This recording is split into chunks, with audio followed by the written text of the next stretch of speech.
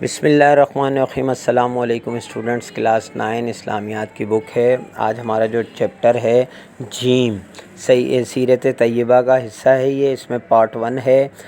بعثت نبوی صلی اللہ علیہ وسلم، یعنی حضور صلی اللہ علیہ وسلم کو نبوت ملنے کا جو واقعہ ہے اور نبوت جو ملی اس کے بارے میں یہ کویسچن ہے۔ اس کے پہلے لانگ کویسچن ہے۔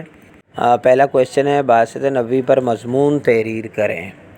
آپ کے اس میں چیپٹر میں موجود ہے، لیکن مختلف جگہوں سے اس کو لینا ہے مضمون بنانے کے لیے، تو میں نے یہ جو کلاس ورک ہے وہی آپ کے سامنے رکھ دیا ہے۔ بعثت کا مطلب ہے منصب نبوت پر فائز ہونا۔ محبوب خدا صلی اللہ علیہ وسلم کا دل پیدائش ہی سے توحید کا نشیمن تھا۔ آپ صلی اللہ علیہ وسلم کو بتوں سے سخت نفرت تھی۔ ایک دفعہ آپ صلی اللہ علیہ وسلم کے سامنے بتوں کی نظر کا کھانا آیا، آپ صلی اللہ علیہ وسلم نے انکار کر دیا۔ بخاری شریف کی حدیث ہے یہ۔ آپ صلی اللہ علیہ وسلم مشرکانہ رسم سے دور رہتے تھے۔ آپ صلی اللہ علیہ وسلم کا دل یاد الہی سے آباد تھا۔ آپ صلی اللہ علیہ وسلم تفکر کی طرف بہت مائل رہتے تھے۔ پھر اسی میں غار حرا کا واقعہ ہے۔ مکہ سے 3 میل دور جبل عفاران کی چوٹی پر حرا نام کی ایک پہاڑی میں غار تھا، جسے غار حرا کہتے ہیں۔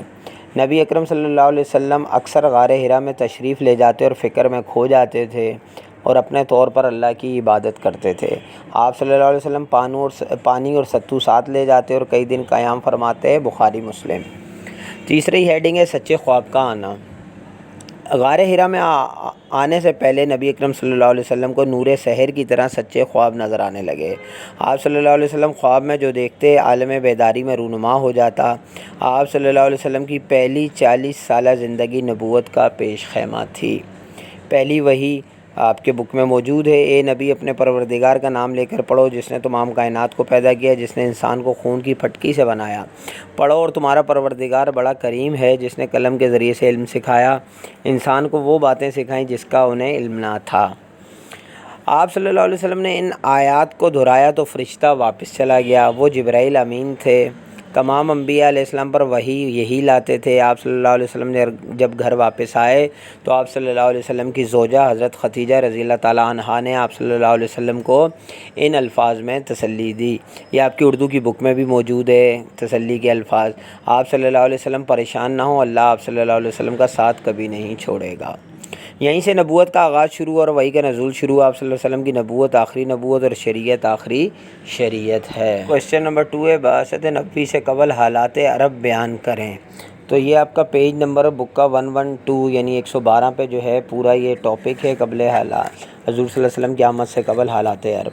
مکہ مکرمہ میں عربستان کا بڑا شہر اور قریش کا روحانی و سماجی مرکز بن چکا تھا۔ تجارتی سرگرمیوں، تمدن، معیشت اور ترقی کے بعد یمن کے مشہور شہر صنعا کے ہم پلہ ہو چکا تھا۔ قریش کے تجارتی قافلے سال میں 2 مرتبہ شام اور یمن کا سفر کرتے تھے، جس کی بدولت اہل مکہ زندگی کی ہر سہولت سے مالا مال تھے۔ 5ویں صدی عیسوی کے دوران مکہ کے سردار قصہ بن کلاب، جو حضور اکرم صلی اللہ علیہ وسلم کی 5ویں پشت میں دادا ہیں، نے مکہ کا جو انتظامی ڈھانچہ بنایا تھا وہ اس وقت تک برقرار تھا، جس کی بنیاد اتحاد، تعاون اجتماعی، عمومی مفاہمت اور انتظامی امور کی باہمی تقسیم پر تھی۔ چنانچہ جنگی معاملات، تجارت اور دیگر سماجی معاملات کے حل کے لیے دارالندوہ نامی مجلس مشاورت قائم تھی۔ مکہ شہر کے بہتر انتظام، معاشی اور تجارتی سرگرمیوں اور متمدن سماجی نظام کے باعث اس کے بہت سے خاندان بڑے مالدار اور سرمایہ دار ہو چکے تھے۔ ان میں سے بعض ایسے لوگ بھی تھے جو صدقہ خیرات کرتے، محتاجوں اور مساکین کی امداد کرتے، لیکن بعض ایسے بھی تھے جن کا سودی اور ناجائز ذرائع کا کاروبار تھا۔ وہ عیاش ضدی اور کمزور طبقے کے لیے سخت گیر تھے۔ انہیں مال و اولاد پر غرور تھا۔ وہ دوسروں کو حقیر سمجھتے تھے۔ سماجی برائیوں مثلاً شراب نوشی، ظلم، بدکاری، فحاشی، ناجائز ذریعہ آمدن، ڈاکہ، چوری، جوا کو برا نہ سمجھتے تھے۔ پڑوسیوں کو تکلیف دینا، صلہ رحمی کا پاس نہ رکھنا، ناحق خون بہانا ان کا مشغلہ تھا۔ چنانچہ ان غیر انسانی رویوں کی وجہ سے وہ سخت دل، خشک مزاج اور بحرم طبع ہو چکے تھے۔ حجاز کے باقی حصوں میں بد انتظامی اور آوارگی کی وجہ سے لوگ سرکش ہو چکے تھے۔ اپنے ہی لوگوں سے لڑنا جھگڑنا اور مارنا ان کے یہاں جرأت اور فخر سمجھا جاتا تھا۔ اپنی بچیوں کو زندہ درگور کرنے پر فخر کرتے تھے۔ جہالت عام ہونے کی وجہ سے بت پرستی ان کے مذہبی شعار بن چکی تھی۔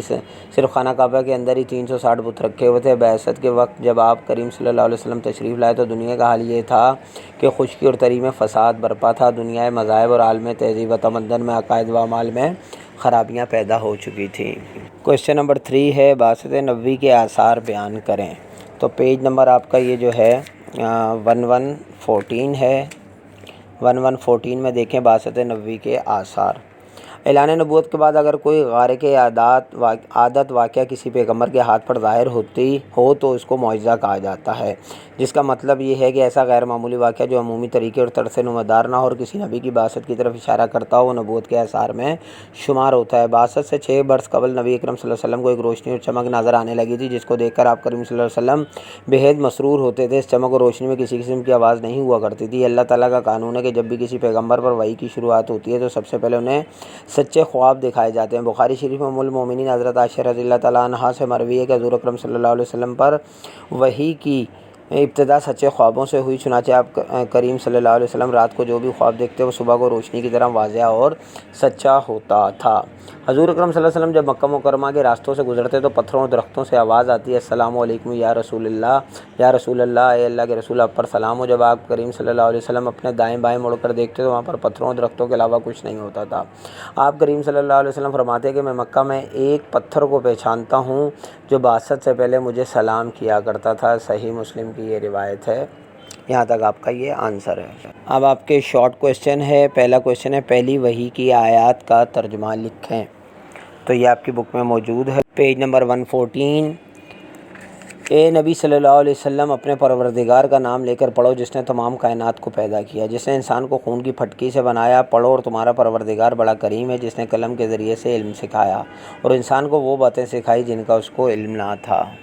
سوال نمبر 2 ہے بعثت نبوی کا مفہوم بیان کریں، تو یہ آپ کا جو ہے یہ جو مفہوم ویسے تو ہیڈنگ دی ہوئی ہے پیج نمبر 113 پر، لیکن وہاں جو ہے اصل بات نہیں ہے۔ بعثت نبوی کا مطلب ہے منصب نبوت پر فائز ہونا، یعنی کسی کا نبی بننا، نبی کا مطلب اس کو منصب مل جانا۔ حضور اکرم صلی اللہ علیہ وسلم کی عمر مبارک 40 سال کو پہنچ چکی تھی اور آپ صلی اللہ علیہ وسلم رمضان المبارک کے مہینے میں حسب معمول غار حرا میں عبادت میں مشغول تھے۔ ایک دن حضرت جبرائیل علیہ السلام اللہ کے حکم سے آپ صلی اللہ علیہ وسلم کے پاس آئے اور نور نبوت کی شمع جو آپ صلی اللہ علیہ وسلم کے سینے مبارک میں مخفی تھی اسے انہی کے ذریعے روشن کر کے، یعنی اسی وحی کے ذریعے روشن کر کے آپ صلی اللہ علیہ وسلم کو نبوت و رسالت سے سرفراز کیا۔ کویشچن نمبر 3 ہے بعثت نبوی کے چند مقاصد بیان کریں، تو یہ آپ کے پیج نمبر جو ہے 115 پر ہے۔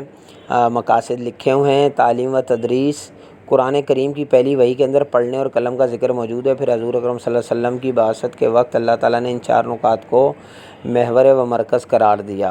اللہ تعالیٰ کی آیت ان کو پڑھ کر سنانا، انہیں پاک کرنا، انہیں کتاب کی تعلیم دینا اور حکمت کی باتیں سکھانا۔ الجمعہ جو ہے اس کی آیت نمبر 2 ہے سورہ الجمعہ، یعنی آیت خداوندی پڑھ کر سنانے والے مبلغ، آیت کی تعلیم دینے والے معلم، آیت کی تفہیم کرنے والے ہادی اور آیت کی تعمیل کروانے والے مسئلہ تھے۔ لاسٹ کویشچن ہے، درست جوابات کے سامنے ٹک کا نشان لگائیں۔ قریش مکہ سال میں 2 مرتبہ جن ملکوں کی سفر کرتے تھے وہ تھے شام اور یمن۔ سیکنڈ ہے اہل مکہ کی مجلس مشاورت کا نام تھا دارالندوہ۔ تھرڈ ہے سب سے پہلے سورت نازل ہوئی سورہ العلق۔ چوتھا ہے پہلی وحی کس اسلامی مہینے میں نازل ہوئی، تو رمضان المبارک کے مہینے میں۔ جی اسٹوڈنٹس، تو آج یہ ہمارا ٹاپک جو ہے یہ بھی کمپلیٹ ہو گیا ہے۔ اگر کوئی بات سمجھ میں نہ آئی ہو، کوئی چیز مسنگ ہو گئی ہو تو آپ مجھ سے کمنٹس میں رابطہ کر سکتے ہیں۔ ویڈیو اچھی لگے تو اس کو لائک کریں، شیئر کریں، اپنے فرینڈ کے ساتھ میرے چینل کو شیئر کیجیا کریں۔ اللہ حافظ۔